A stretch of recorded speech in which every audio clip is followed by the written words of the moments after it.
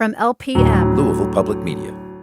Hi, I'm Richard Karn, and you may have seen me on TV talking about the world's #1 expandable garden hose. Well, the brand new Pocket Hose Copperhead with Pocket Pivot is here, and it's a total game changer. Old-fashioned hoses get kinks and creases at the spigot, but the Copperhead's Pocket Pivot swivels 360 degrees for full water flow and freedom to water with ease all around your home. When you're all done, this rust-proof anti-burst hose shrinks back down to pocket size for effortless handling and tidy storage. Plus, your super light and ultra-durable Pocket Hose Copperhead is backed with a 10-year warranty. What could be better than that? I'll tell you what, an exciting exclusive offer just for you. For a limited time, you can get a free Pocket Pivot and their 10-pattern sprayer with the purchase of any size Copperhead hose. Just go to getcopperhead.com. That's getcopperhead.com for your 2 free gifts with purchase. Getcopperhead.com. Message and data rates may apply. See terms for details. In a world of dry eye, there's a long-lasting solution that can save the day. Presenting Systane Complete Preservative-Free. Its unique formula gives 8 hours of relief from the common symptoms of dry eye. Systane Complete, now available at your local Costco wholesale.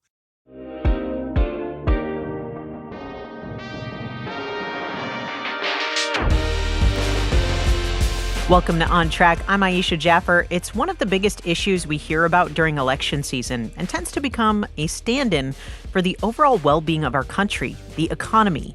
But the economy is not just one thing. It's the stock market, interest rates, inflation, the national debt.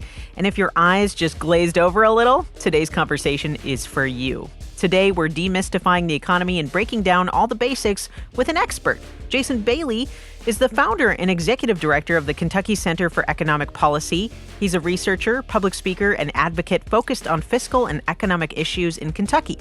He has served on state commissions addressing tax reform and retirement funding and holds a master's in public administration with a specialization in public finance from New York University, as well as a bachelor's degree from Carson Newman College. Jason, welcome to On Track. Yeah, thank you so much for having me. So let's start at the beginning. What exactly is the stock market and how does it work? Yeah, so the stock market involves what are called publicly traded companies. So that's corporations that are large enough that they issue stock, and stock is basically an ownership share of a company. When companies get a certain size, so they can access more capital, more money for investments, they will go public, as it's called, and will issue shares.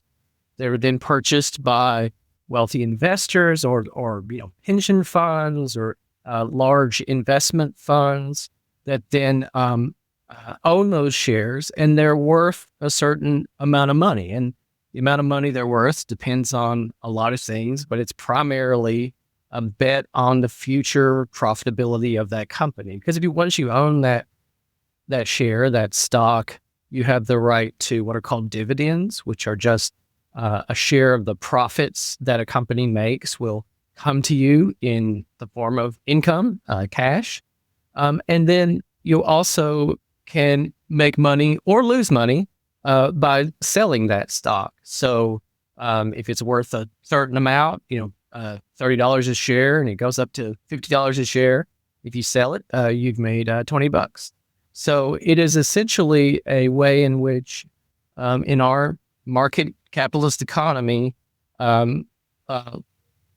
ownership can be divided up among a larger share of both large wealthy people and collectively, the retirement savings and other savings of individuals.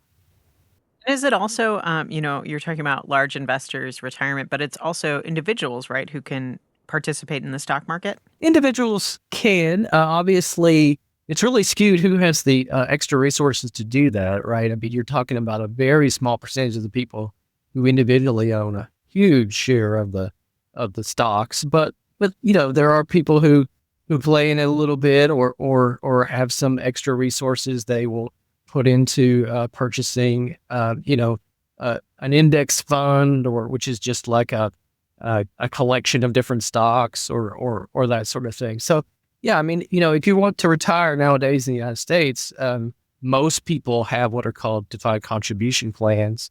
And even those who have traditional pension plans, that money is mostly in the stock market. Right. Well, so a lot of people I hear use the economy and the stock market interchangeably, but what's the difference really between the two? Yeah, there's a big difference between the two. The stock market and what we hear, we often hear the reports about things like the Dow Jones and the S&P 500. Those are just basically ways to aggregate the value of stocks to tell you if they're going up or going down in general. But the stock market is really a measure of how profitable companies are and how profitable we expect them to be. But that's not the totality of the economy, of course. Profits are something that corporations or companies earn. It's not something that everyday people get. So it's an insufficient measure of the economy. If you can have a really good stock market, but a really lousy economy for everyday folks. So there are a lot of other different measures you want to look at. But when you look at it, at the economy as a whole and think about it abstractly, I mean, essentially it is the production and trade of goods and services. It's all the things that we do, outside of our household, although you could argue that your household labor is also part of the economy. But in terms of things that are bought and sold, that happens largely, not entirely, through markets in the U.S. economy. And, all those goods and services are produced and sold. So that's the jobs that most of us have that we're paid a wage to do. And if you want to look at the health of the economy, you have to look at things like unemployment. You have to look at things like wages, and the poverty rate, other things that tell you not just how the wealthiest corporations are doing, but how everyday folks are getting along. So the economy is like the giant umbrella of all of the trade, not just the market. So how would you explain it? I guess I know you sort of have, but in the most simplest terms, what is the economy? Well, it's essentially what we do together to provide for needs and wants as a society. And the economy is in some cases global now. So things that used to happen more locally, you may buy something obviously that's purchased in a country on the other side of the world. So an economy is how we work together to get the things we have and the things we want. So whether that's an iPhone or it's vegetables to eat for dinner, and so there are different systems that organize that in different ways.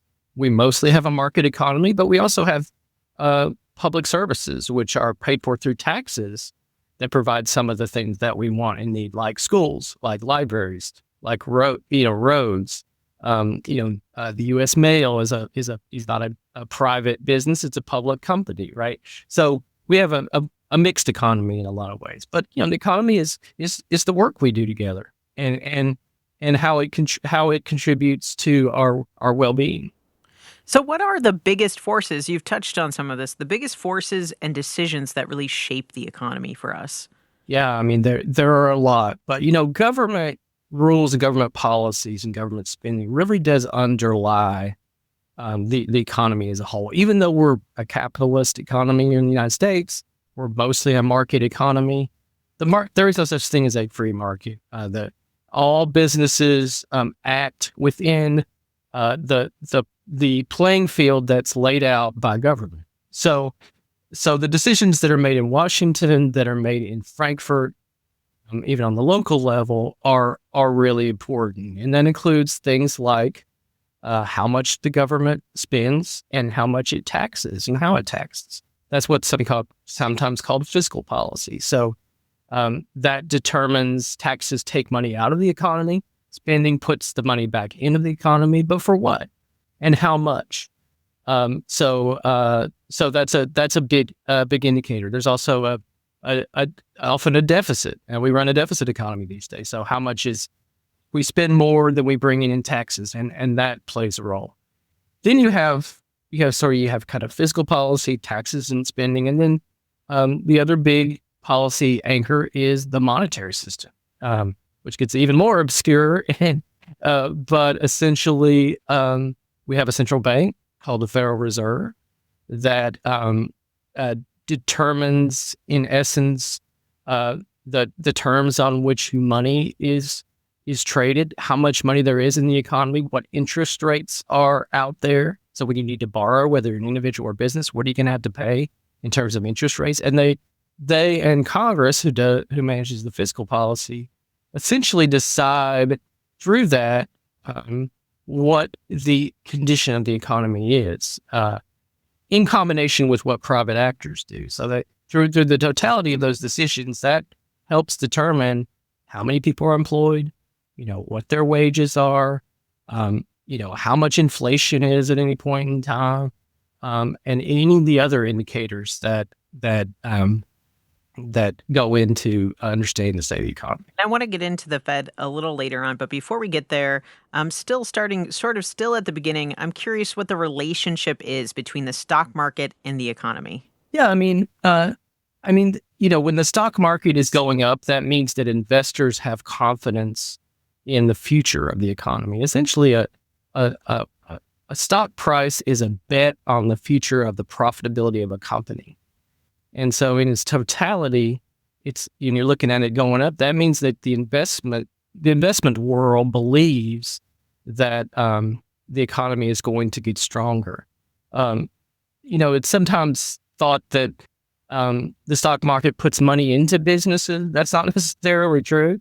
A lot of businesses, when they want to invest on build a new factory, they will actually borrow money. They won't take money from their investors, their equity, their owners.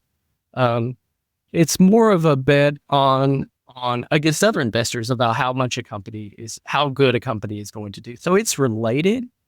But increasingly the stock markets, the financial markets as a whole have gotten so big and more disconnected from the everyday economy, and such that it's almost a little bit like a casino. I mean, there's a lot of gambling that goes on in the stock market. There's stocks like Tesla that have been really, really high, even though the company itself hasn't been doing that well. It's really distinct, and you can't just look at the stock market and say, things are necessarily good just because it's going up. Now, when the stock market tanks, that often reflects that there are big problems in the underlying economy. Yeah, I was curious about that. Like, is that an indication of a downturn or maybe even a recession when the stock market tanks? It's very likely, at least, or it could be, in the case of 2008, during the Great Recession, we had a financial crisis where banks were over-leveraged in their debt on housing, and there were a lot of bad loans made, and there were bets against those bad loans, and it was kind of a on and on, so sort of stacked up debt on top of debt, and it all came crumbling down. Stock market collapsed. And in that case, the collapse of the stock market and the financial markets caused the recession in the economy, as opposed to the other way around, which is what you're saying. So in that case, the stock market was actually caused the recession, as opposed to just reflecting the recession. The financial markets are so big now, I got to tell you that, they really drive a lot of what happens. And in 2001, we had another recession that was caused by a bust in what's called the dot-coms. That was the beginning of the internet, and all these companies were created, pets.com and things that were selling stuff over the internet that was never going to be a viable business model. And the bubble burst and the economy went into a recession. So as often as not, it works in that direction these days. So, and I'm just curious, I know we've talked about some factors in the downturns of the stock market falling, and just talking about the rise and fall itself, in general terms, what does influence the rise and fall of the stock market? Well, there's a term an economist came up with once called irrational exuberance that can sometimes drive the rise of the stock market. So there's sort of a herd mentality sometimes with the stock market. It's not, I think there are rational decisions sometimes being made based on tons and tons of data that these, investors are making. But there can be bubbles that are created that where, folks are sort of riding the wave and of prices going up and hoping that they just keep going up until in some cases there's really not a viable business underlying that particular stock or that sector, and the bubble bursts and things go back down. So there is some of that kind of psychology that drives the stock market. But at the same time, there's also an element to which the strength of the overall economy.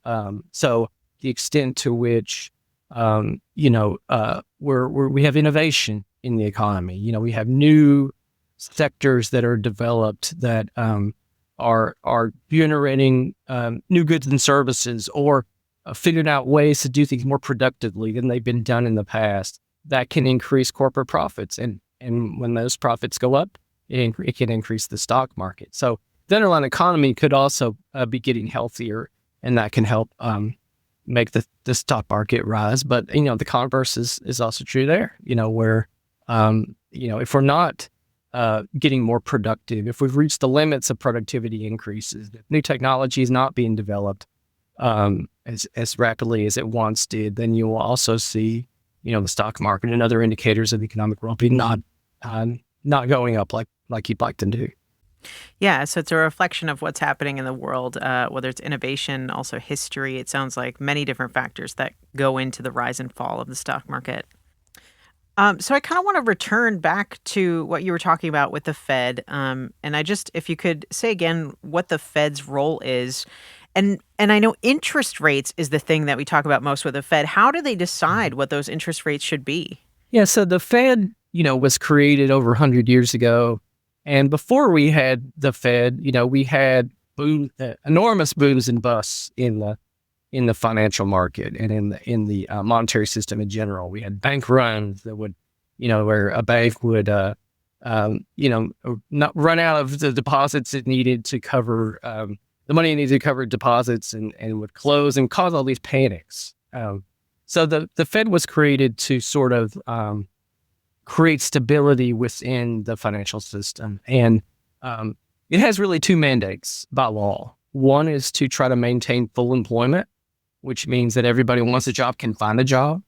And the second is to maintain a stable price system, stable prices, meaning inflation that doesn't go out of control.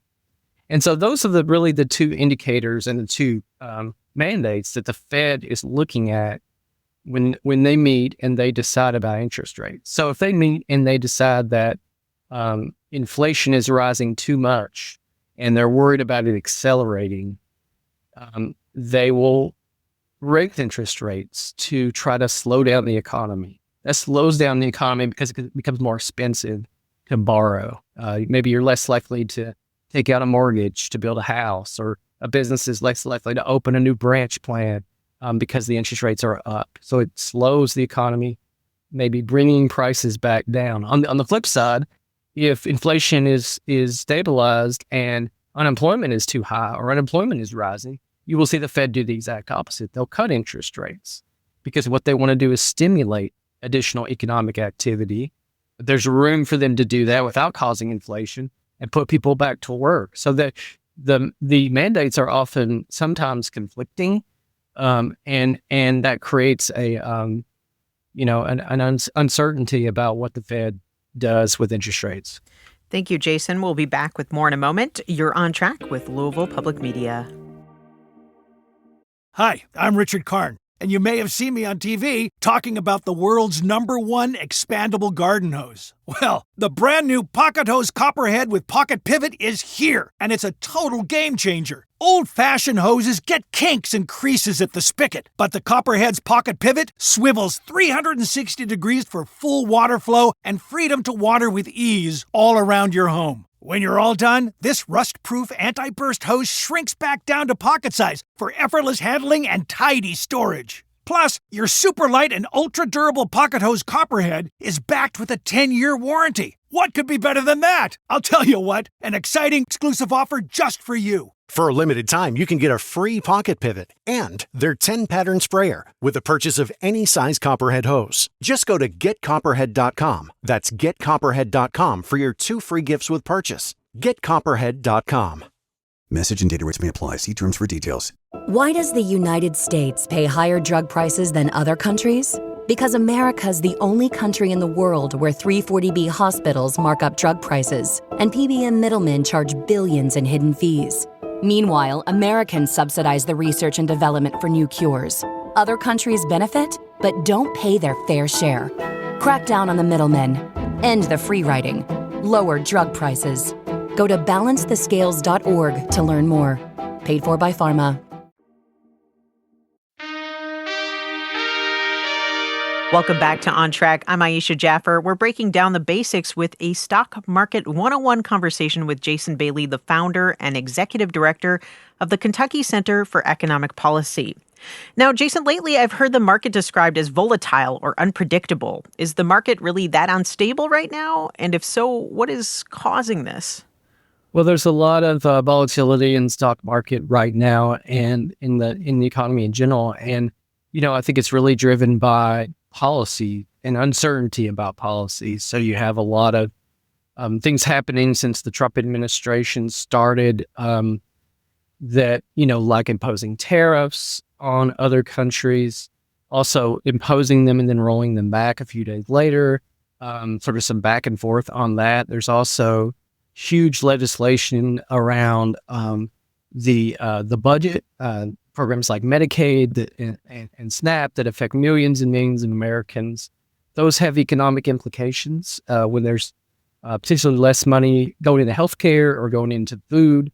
That affects the overall economy, and then the taxes as well. The tax part of that plan. So what are taxes going to look like going forward? Who's going to pay less? Who might pay more? All those things are really up in the air right now. The president is pursuing a pretty radical and I think many people would say, uncertain agenda in the sense of like it doesn't seem to stick anywhere for very long. And uncertainty is the worst thing for financial market because it freezes people up. Like a business is not going to invest if they're not sure where things are going to look like in a couple of years.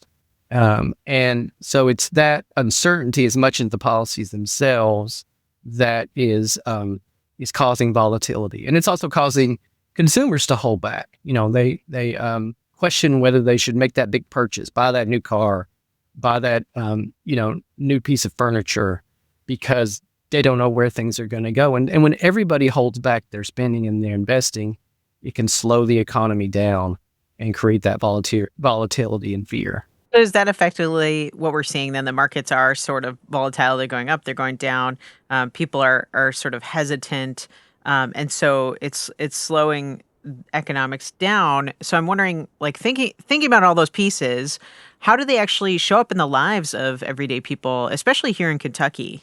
Well, lots of ways. I mean, ultimately, the decisions about tariffs, for example, deeply affect the prices that people pay when they go to the grocery store each week, when they purchase basic household needs, whether that's diapers or other essentials. So the tariffs really will affect. We've already had some problems the last few years with inflation. So the prices of goods and services are a major issue. Also, when we get into things like a potential trade war with other countries, it can affect jobs here in Kentucky. If other countries are boycotting bourbon and there are 25,000 Kentuckians who work in the bourbon industry, that can be a problem for that industry. And then when you talk about the whole budget and tax system, there are things like Medicaid that really prop up a lot of hospitals, especially in rural areas of Kentucky, that provide health care to 1 in 3 Kentuckians, kids, seniors, people with disabilities, low-wage workers. So their ability to have health care is also, part of the conversation in Washington. So tons of ways in which programs and that government is determining affect people's lives, and they affect the economy by how much money is sort of circulating through. So real ways they're touching people in this way. I'm just looking forward. What kind of policies do you think would really benefit Kentucky's economy and help folks across the state build stability and opportunity? Yeah, there's a lot of things that I think are important. I mean, job quality has been an issue for decades here in Kentucky, where there's so many jobs that don't pay what you might call a living wage. We haven't had a minimum wage increase for the longest time in history. Now it was 2009 the last time. So there are a lot of low-wage jobs that could use a boost. And they're increasingly, Kentuckians work in the service sector, where jobs tend to be lower. There are places that need job creation. I'm thinking particularly of Eastern Kentucky, which has lost so much employment in coal. Other parts of the state that have lost manufacturing. They need public investment to help create jobs in places where there are jobs. There's also, the cost issues that families face. Things like housing. There's a shortage of about more than 200,000 houses in Kentucky. And so that affects the price of rent. It affects the price of mortgages. It's pricing people out of housing security in general, but certainly being able to afford that, rising homelessness levels.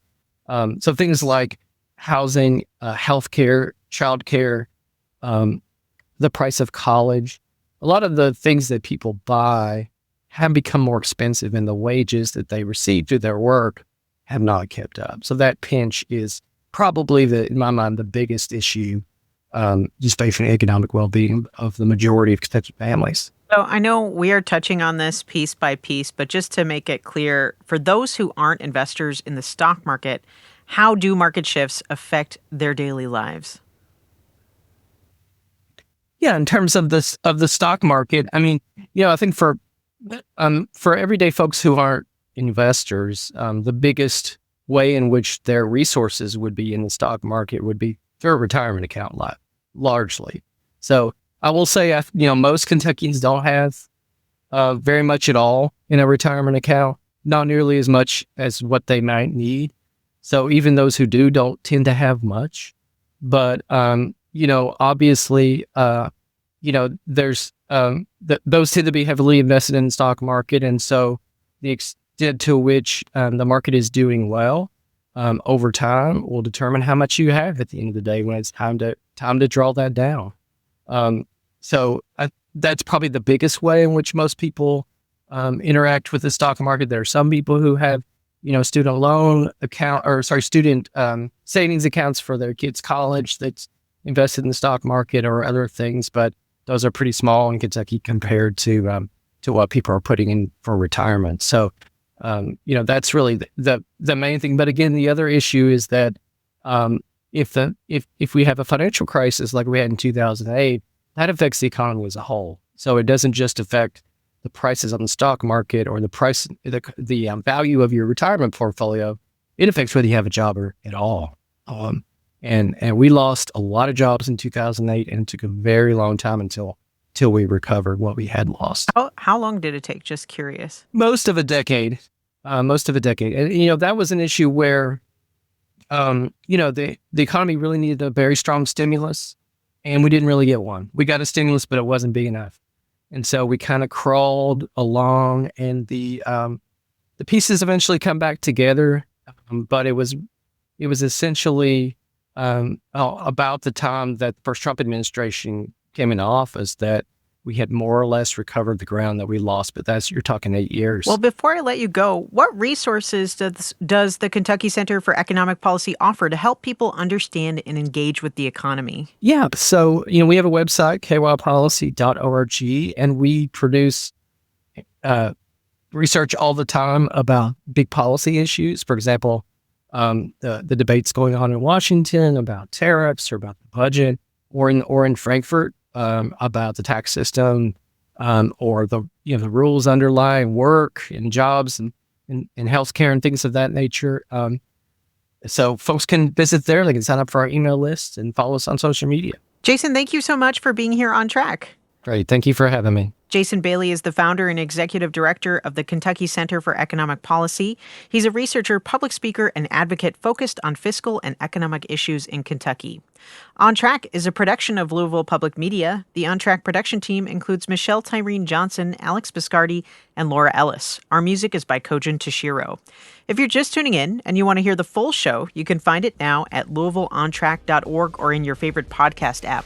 And let's continue the conversation. Is there something you want to hear about, something that matters to your Kentuckiana experience? Let us know by sending us a text or giving us a call at 502-814-TALK, or send an email to ontrack@lpm.org. I'm Aisha Jaffer, and remember, being kind is free, a solid return for community. Until next time, you're on track with Louisville Public Media. Why does the United States pay higher drug prices than other countries? Because America's the only country in the world where 340B hospitals mark up drug prices and PBM middlemen charge billions in hidden fees. Meanwhile, Americans subsidize the research and development for new cures. Other countries benefit, but don't pay their fair share. Crack down on the middlemen. End the free riding. Lower drug prices. Go to balancethescales.org to learn more. Paid for by Pharma. Lowe's knows July 4th savings are worth celebrating. Right now, get up to 40% off select major appliances and get an additional 10% off 2 or more select major appliances. Plus, get 3 Scott's Naturescapes 1.5 cubic foot mulch bags for just $10. These deals are coming in hot. Lowe's, we help, you save. Valid through 7/9. Selection varies by location. While supplies last. See Lowe's.com for more details. Excludes Alaska and Hawaii.